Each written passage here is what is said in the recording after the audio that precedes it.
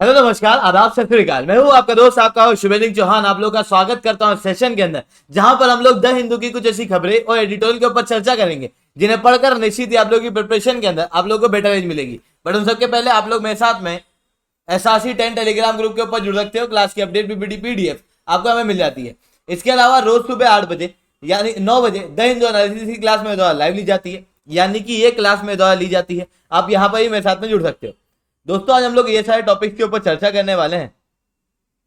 सबसे पहले बात करते हैं एडिटोरियल के ऊपर। आज काफी सारे एडिटोरियल हैं पर छोटे छोटे, ज्यादा बड़े नहीं है। सबसे पहले बात करते हैं न्यू फेसेट ऑफ टेररिज्म। देखो रिसेंटली हम लोगों को क्या देखने को मिल रहा है। रिसेंटली ये देखने को मिल रहा है कि आपने सुना होगा कि चेक, हाँ, तो आप लोगों ने सुना होगा कि अमेरिका के अंदर सलमान रुश्दी के ऊपर अटेम्प्ट टू मर्डर किया गया।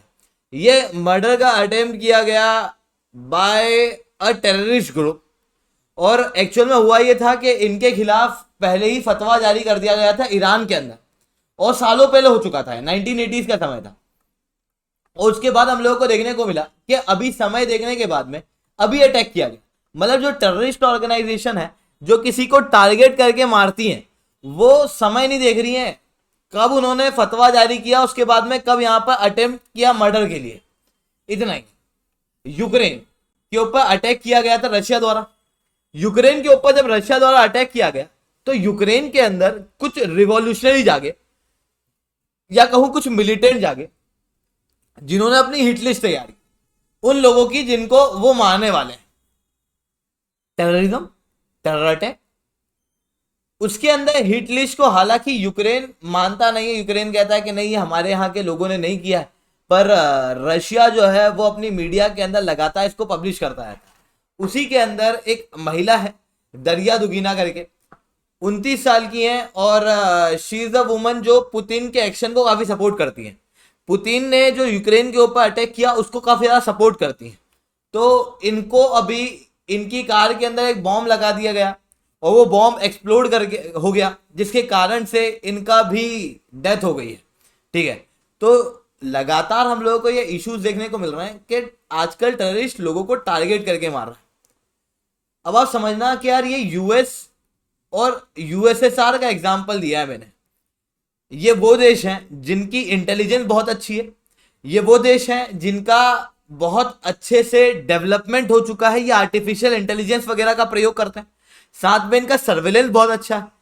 उन सबके बावजूद भी ये देखने को मिल रहा है कि टारगेट करने में ये जो संगठन है, आतंकवाद है, वो अब काफी मजबूती से रिस्पॉन्स कर रहा है। जिसके अंदर ये लोग क्या करते हैं, ये लोग जैसे मान लो कोई आतंकवादी है, वो क्या करेगा, नॉर्मल एथनिसिटी के अंदर मिल जाएगा, यूएस के अंदर जाएगा, वहां की भाषा वगैरह सीख जाएगा, उनके अंदर मिल जाएगा, आप ढूंढ भी नहीं पाओगे कौन सा अलग है। और फिर अचानक से जैसे ही मौका मिलेगा ही विल इमर्ज और टारगेट करके किलिंग कर देगा। अब जब यूएसएसआर में ये इशू हुआ, तो यूएसएसआर में इशू होने के बाद में जब कार का एक्सप्लोजन हुआ, तो कार का एक्सप्लोजन करने के बाद में जिसने ये एक्सप्लोजन किया वो एस्टोनिया से होते हुए यूरोप के अंदर निकल गया। तो अब उसको पकड़ पाना मुश्किल है। मतलब अटैक कर दिया और उस आतंकवादियों को पकड़ पाना बहुत मुश्किल है। पता ही नहीं लग रहा है किसने टारगेट करके मारा है। सिमिलरली भारत के अंदर कश्मीर का इशू आपको देखने को मिलेगा। कश्मीर के अंदर भी इसी तरीके से टारगेटेड किलिंग की जा रही है। इतना ही नहीं, ऐसा बताया गया है कि यूएसएसआर और यूएस के अंदर जिन टेररिस्ट ग्रुप ने अटैक किया है, हो सकता है वो आने वाले समय के अंदर इंडिया के अंदर अटैक करें। रिसेंटली देखने को मिला था कि यूनाइटेड नेशन सिक्योरिटी काउंसिल की एक अलग कमिटी है जिसने क्या किया था, सर्वे किया था अफगानिस्तान में जाके, और अफगानिस्तान के अंदर जाके देखा था कि टेररिस्ट संगठन किस लेवल पे काम कर रहा है। तो पता लगा था कि यूनाइटेड नेशन सिक्योरिटी काउंसिल के द्वारा कि अफगानिस्तान के अंदर जितने भी टेररिस्ट संगठन हैं उनको अलग से ट्रेनिंग दी जा रही है, पर इनके पास में फाइनेंस कम है, तो ये बड़ा अटैक नहीं कर सकते। पर लिमिटेड फाइनेंस के साथ में टारगेटेड किलिंग अभी भी इन लोगों के द्वारा की जा सकती है। तो ऐसे केस में इशू यह आता है कि क्या भारत इन अटैक्स को झेलने के लिए, इन अटैक को कवर करने के लिए, इन अटैक के खिलाफ एक रिस्पॉन्स देने के लिए तैयार है, क्योंकि भारत के अंदर उस लेवल की इंटेलिजेंस नहीं है जिस लेवल की यूएस और यूएसएसआर की है। जब वहां पर आतंकवादी संगठन एक्टिव होने के बाद में अटैक करने में सक्षम होते हैं, तो फिर इंडिया को अपने इंटेलिजेंस के ऊपर काफी ज्यादा ध्यान देना पड़ेगा, ताकि इंडिया के अंदर जो सिक्योरिटी है वो हम लोग मेंटेन कर सकें। This was the first editorial. Second editorial जो यहाँ पर इंपॉर्टेंट देखने को मिल रहा है वो डीबीटी के बेनिफिट रीडिफाइन। अधिकतर यहाँ पे पॉलिटिकल चीजें हैं, है ना। आंध्र प्रदेश के सीएम की तारीफ की गई है, पर और वो सारी चीजें इंपॉर्टेंट नहीं है। एक चीज इंपॉर्टेंट है, that is direct benefit transfer. Direct benefit transfer क्या होता है? पहले क्या होता था कि एक व्यक्ति होता था, जैसे मान लो शुभेंद्र है, ठीक है, मेरे को किसी स्कीम का फायदा मिला, प्रधानमंत्री सूटकेस ले लो योजना, जिसके अंदर एक सूटकेस भर के मेरे को पैसा जो है वो सरकार द्वारा दिया जाना था। पर पहले क्या थे, लोगों के पास में बैंक अकाउंट थे नहीं, तो बीच में इंटरमीडिएट यानी कि बिचौलिए हुआ करते थे। अब ये जो बिचौलिए हुआ करते थे, ये बिचौले किया करते थे, गवर्नमेंट से पैसे इनके पास में आते थे और ये फिर मेरे को देते थे। अब मान लो कि गवर्नमेंट ने वहां से मेरे को 100 रुपए भेजे, तो ये बिचौलिए क्या करते थे, ये बीच में 20-50 रुपए खा लेते थे और मेरे को आके बोलते थे कि भैया ये 50 रुपए आए गवर्नमेंट की तरफ से, ये 50 रुपए ले लो। अब मैं था अनपढ़, मेरे को पता नहीं था, तो मेरे को जो उन्होंने बोला मैंने माना और मैं आगे बढ़ गया। तो मेरे को जो ओरिजिनल स्कीम का फायदा वो नहीं मिल पा रहा। ओरिजिनल स्कीम का फायदा किसको मिल रहा है? इंटरमीडिएटरी को। और इंटरमीडिएटरी के पास में पहले ही बहुत पैसे हैं, क्योंकि ये केवल एक से ऐसा नहीं कर रहा, ये हजारों लोगों के साथ में ऐसा कर रहा है। करप्शन, इसी को करप्शन कहते हैं। राजीव गांधी 1980s के अंदर एक प्रोमिनेंट लीडर के रूप में उभर के आए थे। उस दौरान में ये कहते हैं कि अगर सरकार किसी गरीब व्यक्ति के लिए 1 रुपया निकालती है तो उसके पास तक 10 पैसे पहुंचते हैं, इन सारी चीजों के कारण। जिसके बाद में जनधन अकाउंट खोलने की शुरुआत की गई। जनधन अकाउंट जहां पर हर गरीब व्यक्ति या हर ऐसे व्यक्ति जिसके पास में कोई स्कीम का फायदा नहीं है, उनको एक जनधन अकाउंट दिया गया। और फिर क्या किया जाता है, आज गवर्नमेंट जो है वो डायरेक्टली पैसे जो है वो जनधन अकाउंट के अंदर ट्रांसफर करती है। तो ये जो डायरेक्ट ट्रांसफर होता है उसे हम लोग कहते हैं डीबीटी, डायरेक्ट बेनिफिट ट्रांसफर, जिसकी वजह से जो लीकेज की समस्या है वो कम हो जाती है।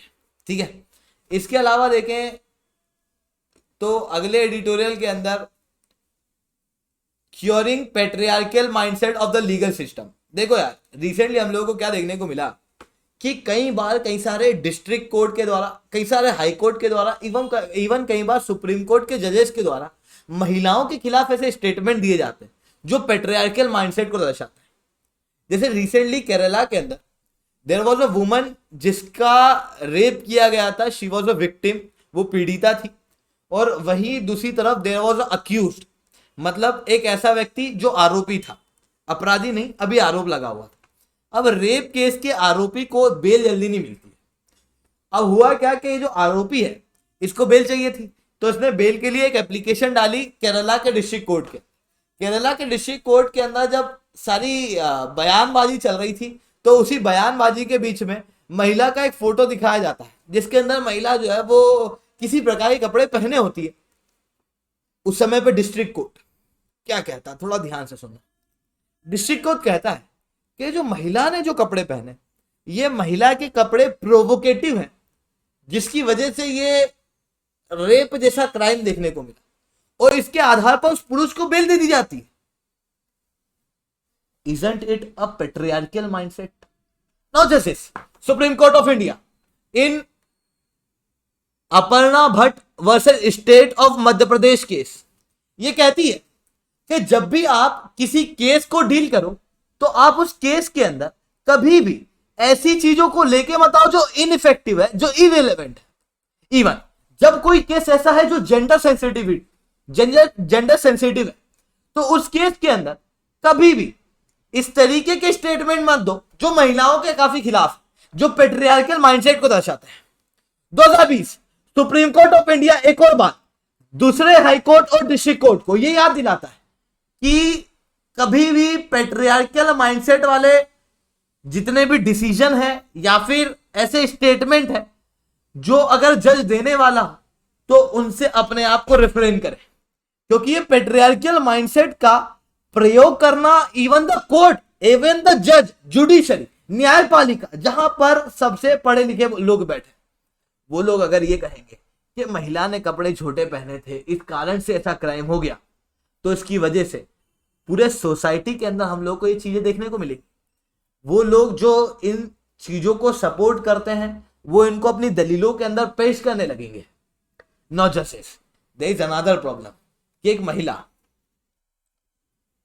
अगर उसके ऊपर किसी भी प्रकार का ऐसा क्राइम होता है ना, रेप या फिर मोलेस्टेशन होता है, वो भले ही फाइनेंशियली मजबूत हो पर फिर भी वो 10 बार सोचती है कोर्ट में जाने से पहले।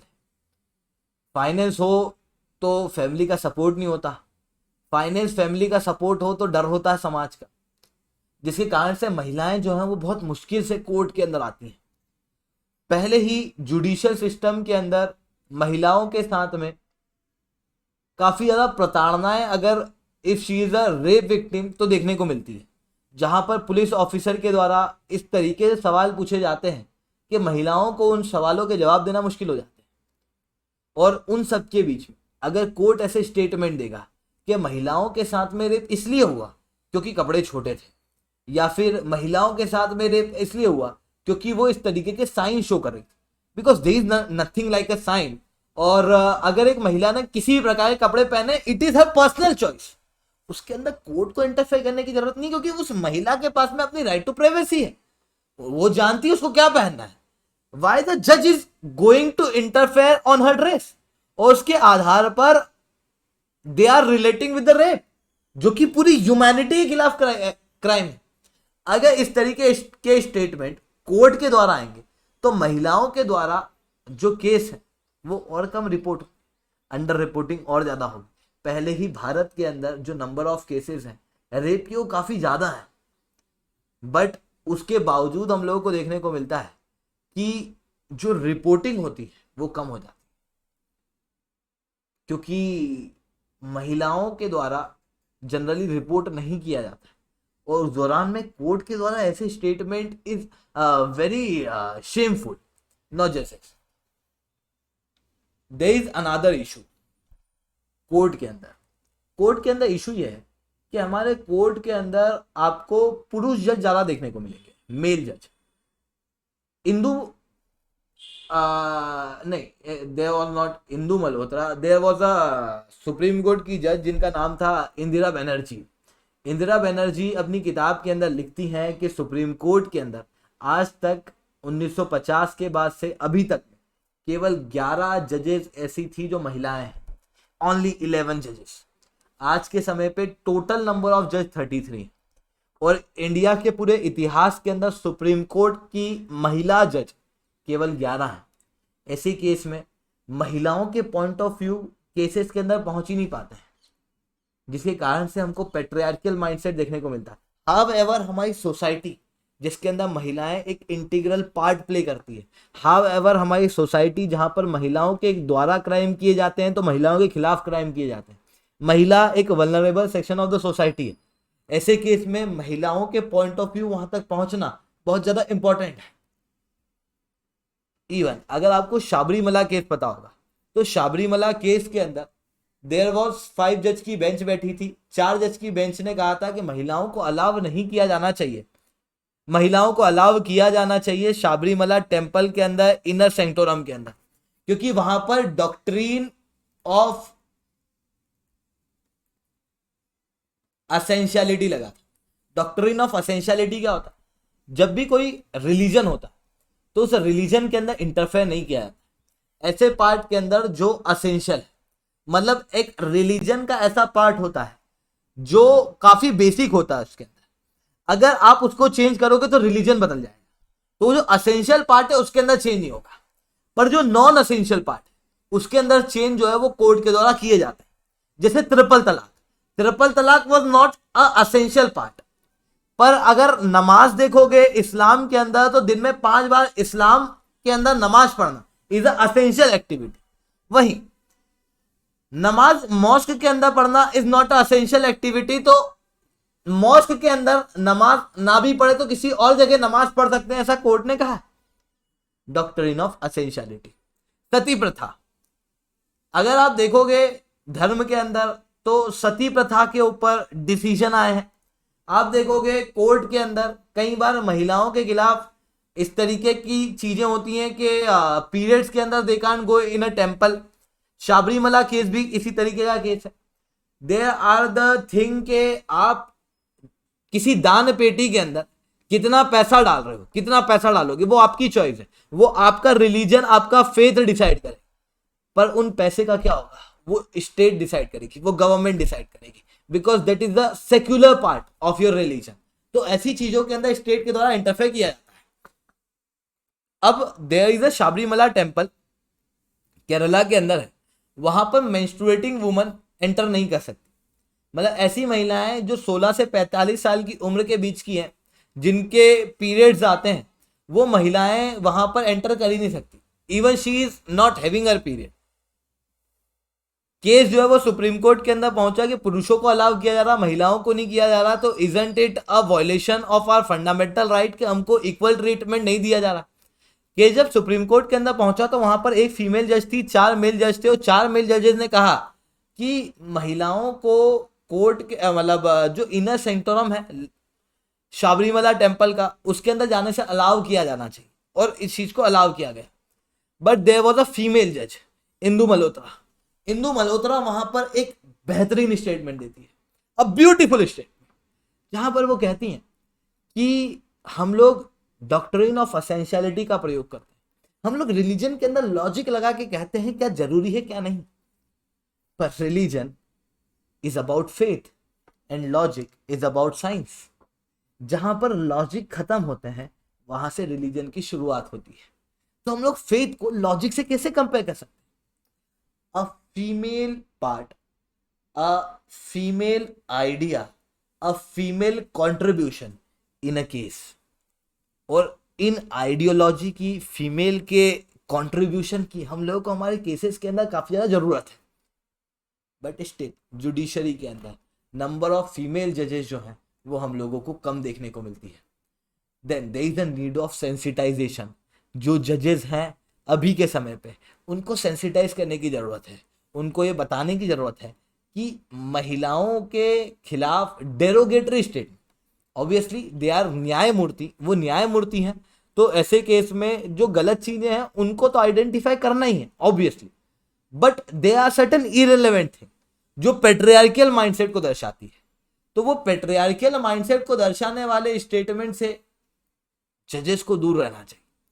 ठीक है, तो ये इस एडिटोरियल के अंदर आया है। इसके अलावा टेक्स्ट एंड कॉन्टेक्स्ट के ऊपर बात करते हैं। Explain Pakistan flip flop on the trade with India. देखो यार, पाकिस्तान और इंडिया के पॉलिटिक्स के अंदर, या कहूँ फॉरेन पॉलिसी के अंदर बड़ा अंतर देखने को मिलेगा। ये GS2 पॉइंट ऑफ व्यू से इंपॉर्टेंट है ना। इंडिया एंड इट्स नेबरहुड आपको डायरेक्टली टॉपिक देखने को मिलेगा। इसके पहले जो जुडिशरी वाला टॉपिक था वो तो रिलेवेंट है ही, इंपॉर्टेंट है, जुडिशरी का इशू है। ठीक है, चलिए अब समझने की कोशिश करते हैं क्या हो रहा है। तो मैं कह रहा था कि अगर अभी रिसेंटली आप अगर देखो तो पाकिस्तान के फाइनेंस मिनिस्टर मिफ्ता इस्माइल ने एक स्टेटमेंट दिया जिसके अंदर उन्होंने कहा कि हमारे यहाँ पे फ्लड आया हुआ है। अब मैसिव फ्लड है तो हमारी जो वेजिटेबल है, एडिबल आइटम है, खाने पीने के भोज्य पदार्थ हैं, उसके अंदर कमी देखने को मिल रही है। वहीं कई सारे लोग जो हैं वो भूखे मर रहे हैं, क्योंकि बाढ़ आई है तो कई सारे लोगों तक खाना पहुंच नहीं पा रहा, खाना जो है वो महंगा है। तो हम लोगों को इंडिया से खाने को, भोजन को इंपोर्ट करने की शुरुआत कर लेनी चाहिए।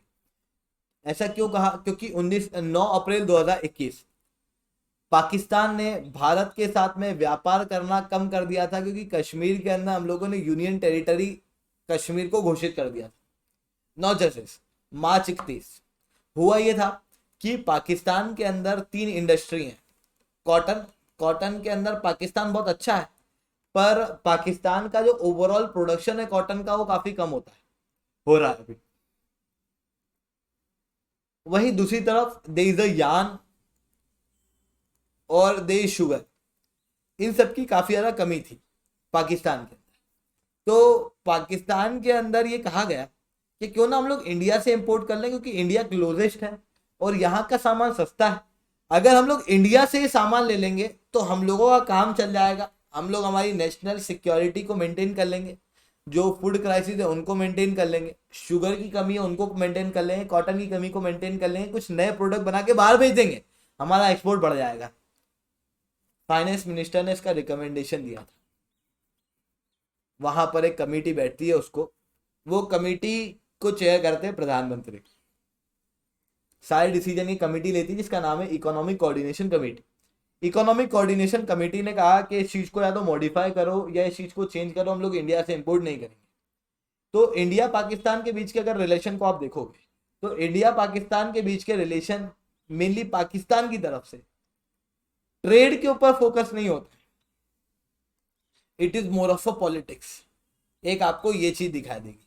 सेकेंड चीज, जब भी इंडिया से आजकल ट्रेड करने की बात की जा रही है तब की जा रही है जब पाकिस्तान के अंदर इमरजेंसी की सिचुएशन होती है, एकदम आखिरी रिजॉर्ट जो है वो इंडिया देखा जाता है।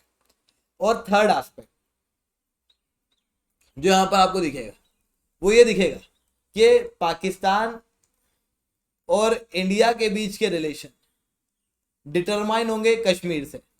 रिसेंटली आपको क्या देखने को मिला, कश्मीर के अंदर जब हम लोगों ने यूनियन टेरिटरी घोषित किया तभी ना पाकिस्तान ने हमारे यहाँ से इंपोर्ट करना बंद कर दिया, और बस इंपोर्ट तब करता है जब इमरजेंसी की सिचुएशन आती है उनके यहाँ। तो कश्मीर के इशू के ऊपर काफी ज्यादा हमारे रिलेशन जो है वो निर्भर करते हैं पाकिस्तान के साथ। इसके अलावा बात करें GS2 पॉइंट ऑफ व्यू से कौन सी खबरें इंपॉर्टेंट है, तो violent crime in country back to the pre covid level. देखो कोविड-19 भारत के अंदर आया, कोविड-19 आने के समय में जब लोग घर में थे, लॉकडाउन लग गया था, तो क्राइम रेट बढ़ा था, पर overall heinous crime, violent crime कम हो गए थे। रेप, किडनैपिंग, एट्रोसिटीज, चिल्ड्रन के खिलाफ और रॉबरीज, ये केसेस जो है वो हम लोगों को कम होते हुए दिखाई दे रहे थे। मर्डर के केस 2020 के अंदर इतने डाउन नहीं गए थे, थोड़े से डाउन गए थे, 2021 में वापस बढ़ने लगे। रेप केसेस 2020 के अंदर नीचे आके 28,000 हो चुके थे, 2019 के अंदर लगभग 32,000 थे, 2020 में आके 28,000 हो गए और 2021 के अंदर वापस आके 31,000 हो गए। वापस से हर साल जितने मर्डर, रेप, किडनैपिंग के केसेस थे उतने वापस से होने लगे।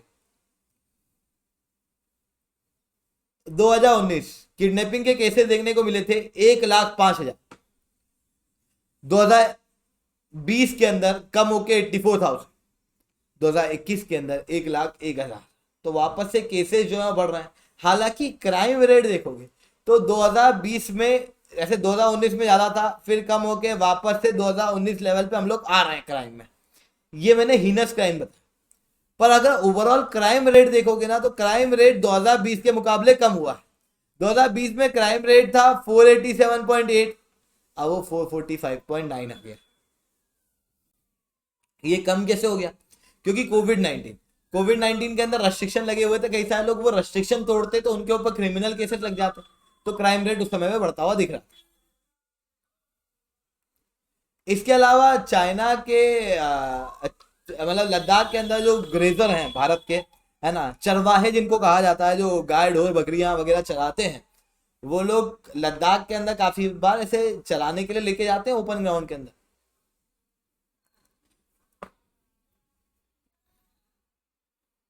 डेमचौक रीजन, रिसेंटली यहाँ पर स्टैंड ऑफ देखने को मिल रहा है इंडिया चाइना के बीच में। डेमचौक रीजन और देप्सांग प्लेन, यहां पर अभी तक कोई डिसंगेजमेंट नहीं हुआ। इवन हॉट स्प्रिंग के ऊपर भी डिसंगेजमेंट नहीं हुआ, हॉट स्प्रिंग के ऊपर बातचीत चल रही है। तो डेमचौक रीजन के ऊपर जब इंडिया के चरवाहे गए तो वहां पर चाइना की आर्मी को देखा, और चाइना की आर्मी ने भारत के चरवाहों को रोका और कहा कि आप आगे जाके ग्रेजिंग नहीं कर सकते। हमारी टेरिटरी के अंदर चाइना जो है वो घुस आया है, और चाइना की आर्मी जो है वो लगातार इस तरीके की चीजें जो है वो करती रहती हैं। ठीक है, अब ये 3 पॉइंट, डेमचौक रीजन, यहाँ पर आपको देप्सांग प्लेन मिलेंगे। ठीक है, देप्सांग प्लेन ये काराकोरम रेंज के यहाँ पे, ये देप्सांग प्लेन, ये नाम थोड़ा सा याद रखना है ना, ये नॉर्थ साइड में एकदम। डेमचौक रीजन यहाँ पर है ईस्टर्न लद्दाख के अंदर, और यहाँ पर आपको हॉट स्प्रिंग वाला इलाका दिखेगा। ठीक है, तो ये थोड़ा सा मैप के ऊपर याद रखना, लगातार खबरों में रह रहे हैं ये एरिया। ठीक है, इसके अलावा GS3 पे देखते हैं GS3 के अंदर क्या खास है। रिसेंटली एक नया ऐप जो है वो लॉन्च किया गया है फार्मा सेक्टर को और बेटर बनाने के लिए गवर्नमेंट द्वारा। ठीक है, तो टेक्नोलॉजी का प्रयोग in agriculture is a important topic. ठीक है, सवाल आते हैं यहाँ से कई बार। ठीक है, इवन बायोटेक्नोलॉजी का असर एग्रीकल्चर के ऊपर क्या है, इसके ऊपर भी साइंस एंड टेक को एग्रीकल्चर से जोड़ के भी पूछा हुआ। तो रिसेंटली ऐप लॉन्च किया गया था IPSDMS, integrated pharmaceutical database management system. Sorry, मैं एग्रीकल्चर क्या गया,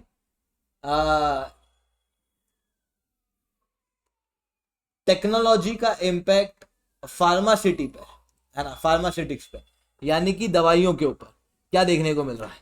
तो मतलब मैं बोल फार्मास्यूटिक्स रहा था, मतलब सोच फार्मास्यूटिक्स रहा था और बोल एग्रीकल्चर रहा था। ठीक है, तो integrated pharmaceutical database management system 2.0 यानी कि IPDMS को रिसेंटली लॉन्च किया गया। ये integrated responsive class based application है जो कि NPPA के द्वारा डेवलप की गई है और इसके अंदर सपोर्ट किया है सेंटर फॉर एडवांस कंप्यूटिंग द्वारा। इतना ही नहीं, ईज ऑफ डूइंग बिजनेस इसकी वजह से प्रमोट होगा। साथ में एक और एक सही दाम करके भी यहाँ पर लॉन्च किया गया है, जो जितने भी फार्मास्यूटिक्स हैं, दवाइयाँ हैं, ड्रग हैं, उन लोगों की असली प्राइस क्या है वो वहाँ पर दिखाता है ड्रग प्राइस कंट्रोल ऑर्डर के द्वारा। तो जो वहाँ पर प्राइस बताई गई है वो, साथ में उनके द्वारा कौन से फॉर्म निकाले गए हैं, उन फॉर्म को भरने के लिए आप ऑनलाइन ही भर सकते हो इन ऐप के जरिए। तो बेहतर टेक्नोलॉजी के रूप में ये 2 ऐप आए। साथ में साइंस एंड टेक्नोलॉजी के अंदर नासा का एक मून मिशन जो है वो अभी रोक दिया गया।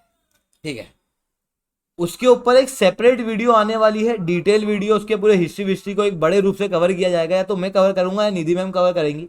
आज ही वो कवर हो जाएगी, तो वो जरूर देख लेना। ठीक है, that is also important with the UPSC point of view. ठीक है, तो दोस्तों आज के लिए इतना ही रखते हैं। लेक्चर अच्छा लगा हो तो लाइक करो, लेक्चर बहुत अच्छा लगा हो तो ऐसा कमेंट करो। आज के लिए इतना ही, जय हिंद, जय भारत।